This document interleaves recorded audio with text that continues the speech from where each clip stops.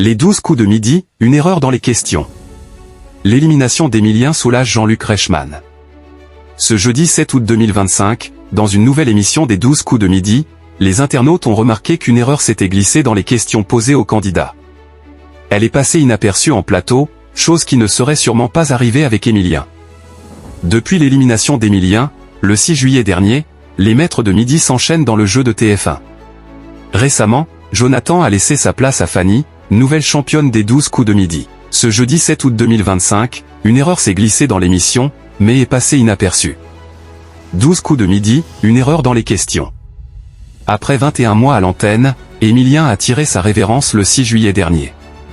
Le plus grand champion de l'histoire des 12 coups de midi a été éliminé après 647 participations et plus de 2,5 millions d'euros de gains et cadeaux.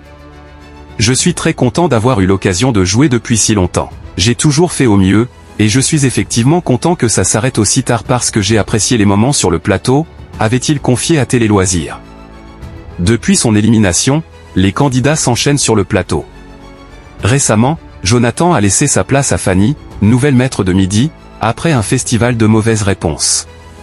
La jeune infirmière a bien l'intention de rester le plus longtemps possible. Ce jeudi 7 août, alors qu'elle remportait sa 5e victoire, les internautes ont remarqué une erreur dans une des questions du jeu et l'ont aussitôt signalé sur X. Ce 7 août, Jean-Luc Reichmann a demandé aux candidats du jour quel nom propre figure dans le titre d'une chanson du répertoire de France Gall, avant de leur faire des propositions. Thierry a choisi Baya et l'animateur lui a expliqué que sa réponse était fausse.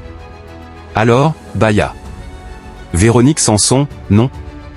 Alors là, Thierry, je ne vous en veux pas, mais quand même, rappelez-vous, a lancé l'interprète de Léo Mattei, avant d'ajouter, c'est beau, c'est magnifique et c'est Véronique Sanson.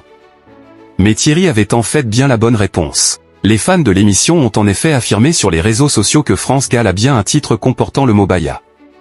Il s'agit de la chanson intitulée comme Mimir Nash Baya, issue de son album Das Best in Deutsch sorti en 1998. Sur X, un internaute a alors écrit « Bonjour TF1 et l'équipe des 12 coups de midi ». Emilien n'est plus là pour corriger les questions, alors je tenais à vous montrer que France Gall a bel et bien chanté une chanson avec Baya dans le titre. En effet, lorsqu'il était maître de midi, le champion ne laissait passer aucune erreur et a déjà repris plusieurs fois Jean-Luc Reichmann.